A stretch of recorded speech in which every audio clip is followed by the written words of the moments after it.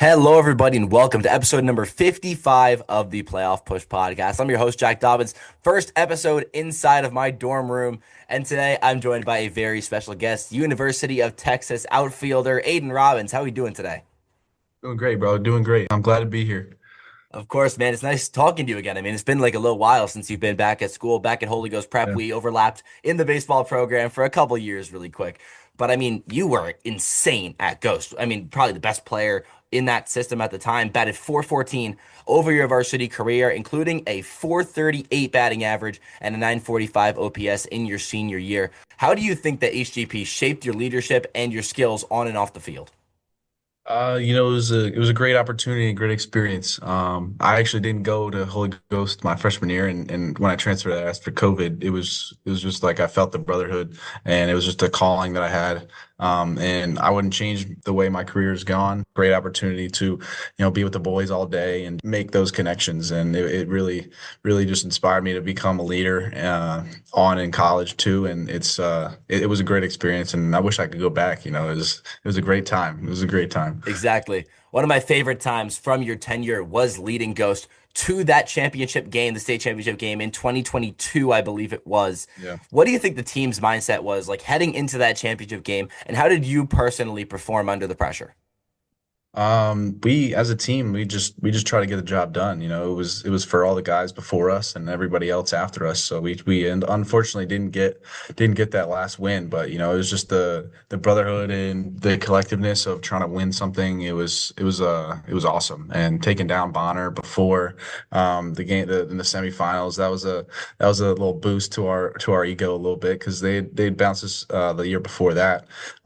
So just being able to kind of stick through it and grind through it when everybody else is already on summer vacation. Like it's a grind to get through it. And I felt like everybody wanted to be there, and it was just the energy kind of shot us through the playoffs, which was great. And I couldn't have asked for more from the guys. It was an awesome experience.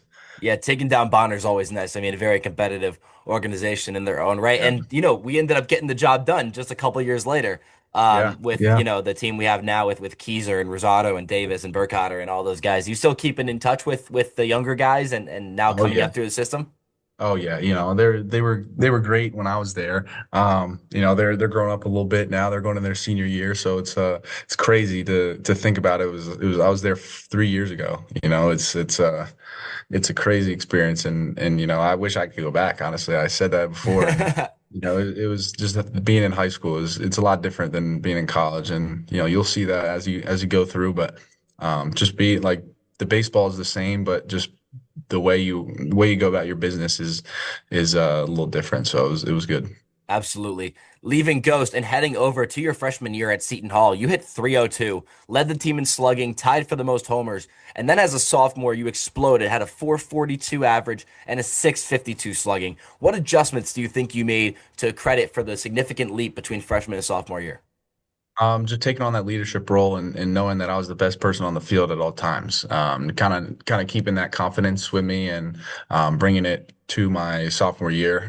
We had a rough like my freshman year was we were supposed to be really good and kind of hit a slump in the middle of the year. We started off hot, but then I just try to keep my composure and keep the way I play ball, and didn't try to change anything about myself. And then as going into my sophomore year, I kind of had to take on the leadership role to get the guys fired up every day, just get them moving. And I think I did a pretty good job with that, and I'm proud of the work I did. And then it fed on to the guys in the locker room, and I was really proud with everybody that went through there this past year. And it was one of the best times of my life. I can honestly say that being there this past year was just an experience in itself, and I loved every minute of it, and wish everybody the best. That I played with and stuff. So it's just the great connections that we made, and just the boys being boys, and it was just awesome. Yeah. Yeah, it was a great team to watch. It really was. I was keeping in tune with your season and just seeing how the team was doing. It went pretty well, I think. Yeah, yeah, no, it was a little under expectation, but we had a ton of young guys. Like we weren't experienced. I think I was the most experienced out of group that we had. And, I think we did a pretty good job with that. We won a bunch of close games. We came back a bunch, like through the 7 through 9 innings. Like we just, we were a grinder of a team. And some days you wouldn't want to see us because we would just go out there and wax you. So, yeah, I just love playing with those guys, and they'll be my boys forever. Something about that sophomore season you don't see too often anymore. You drew more walks than strikeouts by a pretty large margin, 44 walks to 32 Ks. You don't see that plate discipline much anymore. How did you like cultivate that level of like patience and pitch recognition at the college level? It was tough. I think the first 4 games I didn't have a walk. So really like it kind of started as I went.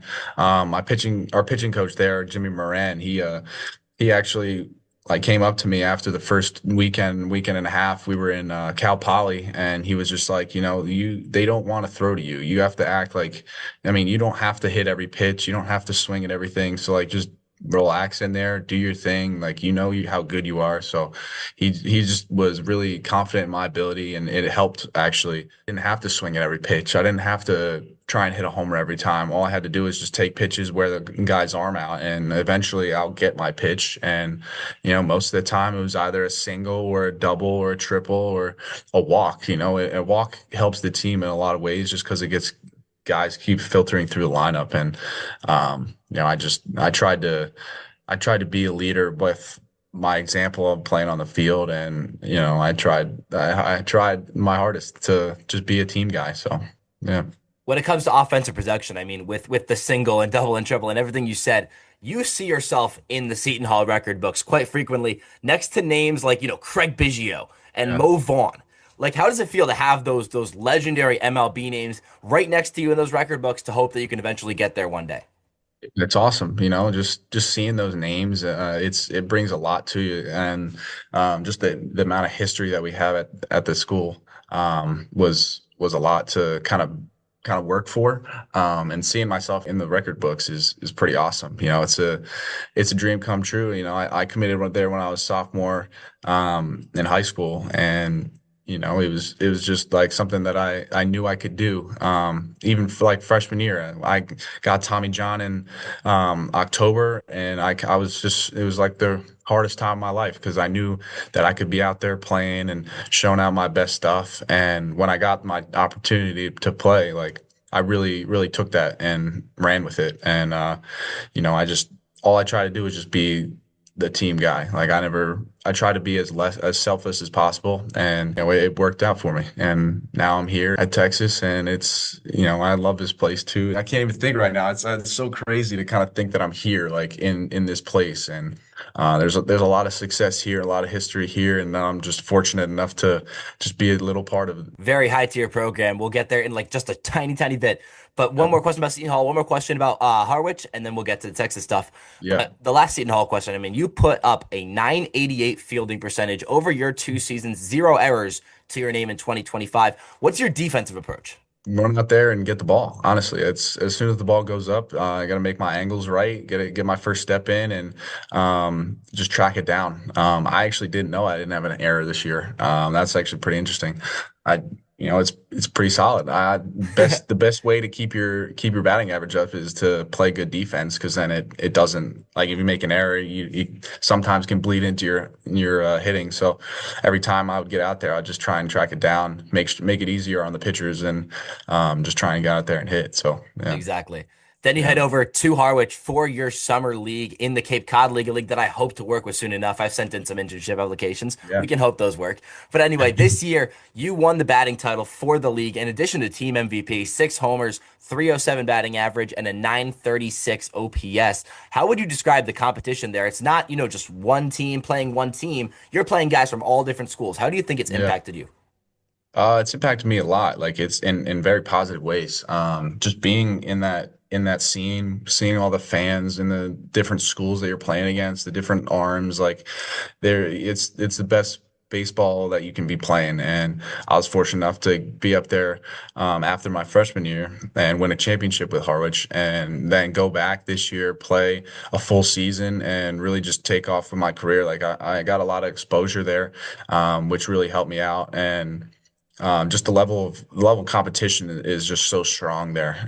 It's the best guys coming out there to play. Even if the pitchers are there for a week, like they're still Absolutely. shoving, like throwing their best stuff. So you got to be on your game every single day because you don't know who you're facing. Like you'll get to the field and know who it is because you got your scouting report, but you know. You just have to go out there and kind of think like, okay, like I got to be my best self today. Great experience, and it was literally the best time of my life. You know, being up there the whole summer, like it was. I mean, it's 75 and breezy every day. It's just a great baseball weather. Like all the fans are there, the media people, just the boys in general, just being out there every day. Like there's a ton of guys coming in and out, and when you have that core group that's there the whole time, like you get so much closer. And yeah, it was an amazing time up there. It's crazy because I didn't really realize the Cape Cod League was as big as they were until you headed in after your Yeah. freshman year, and I started like, doing my research. And I was like, oh, look at this. This looks kind of fun. Yeah, yeah, it's a blast. I mean, there's no other better experience than that. Like I mean, the travel distance isn't too far. The farthest place you'll have to go is probably an hour, and it depends on which side of the Cape you're on. Sheesh. So it's like it's prime. Like there's nothing better. It's the beach. Like you literally just up there. You're getting tan all day. You're letting the flow grow. Like it's awesome. It was awesome. Sounds pretty good to me. Heading Yeah. into this year, you're now at the University of Texas. They secured you as a very critically acclaimed transfer in a very strong transfer class. You were, obviously considering other big programs. What ultimately drew you to Texas, and how did the program's vision really align with what you want to be? It was the one place that I really got the vibe of like the feeling that I like wanted to be there. I walked through the doors, and as soon as I walked in, I was just hit like with a feeling that I hadn't gotten to the other places that I visited, and that's what I was looking for. It was all about feel, all about what felt right to me and what my career will be. And I feel like at Texas, working with Troy Tulowitzki, working with Coach Schlossnagle, like all our strength coach, Coach Couch, like everybody, like I feel like this is the place that can really boost me to the next level in my development.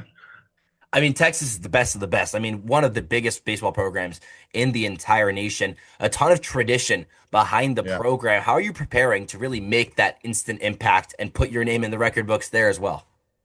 I just have to be one of the guys. I don't have to be the guy, and I feel like that's the best and the most like important thing. I don't have to really put as much pressure on myself, because coming and playing with the SEC, if you are feeling that pressure and you're really thinking about it, you're not going to really succeed. So, for me, like my best, like for me, like when being my best, like I'm just not thinking at all. I'm just kind of going out there and playing to play, just playing to have fun, like doing all that. And the success will come. And I just got to keep grinding, put my head down, hitting the weights, all eating right, like all that stuff. So, and I have the best resources I can, like at University of Texas. You don't really get much better than this. So, I'm really excited to keep on going. Heading into your junior year, obviously the MLB draft is looming. What are your like views towards the MLB draft this year? What's your development? Do you think that you'll go in that direction? I'm not really sure. I'm just trying to focus on this year.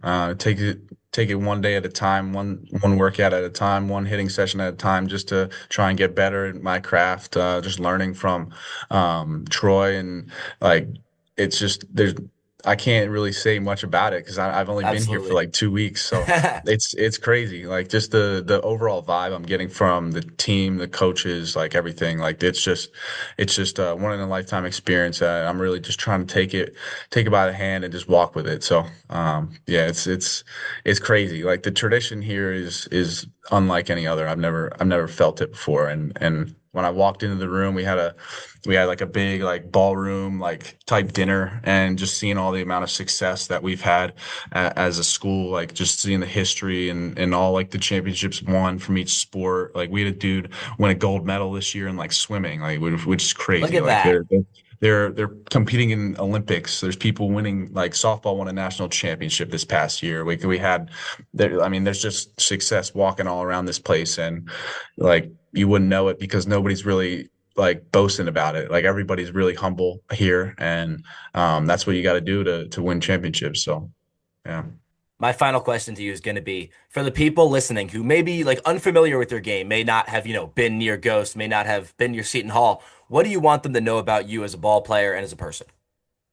As a ball player, I think just I try and do what's best for the team, and I don't try and crash out too much, but when time comes, like you got to fire the guys up, and when the right opportunity is presented, I just got to be able to be ready and take it by the hand.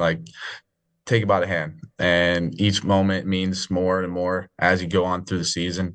And just being able to capitalize on opportunities that I get, capitalize on pitchers' mistakes, and really just making sure I'm not too focused on a result and just focused on my preparation and my timing and all that stuff. So I'm a big leg kick guy. I like to get the bat around, whip it around. So just being able to get my bat to ball skills like on par here, and then the power will come. Like as soon as I tap into that, like it's gonna be game over. It's going to be pretty nice. Yeah. All righty, Aiden. Thank you so much for hopping on the show. I really appreciate it. It's great talking with you again. Definitely Yes, got to sir. Yes, slide back sir. to Ghost at some point. Oh, I Get some will. action and heading for the state chip this year. I mean, the guys are seniors looking ready to dominate. So Yeah, hopefully see they you look again good. soon. Yeah, I appreciate it. Thank you. Of course. That's going to do it here, episode 55 of the Playoff Push podcast. Thank you everyone for tuning in. I'm your host, Jack Dobbins, and have a great rest of your day.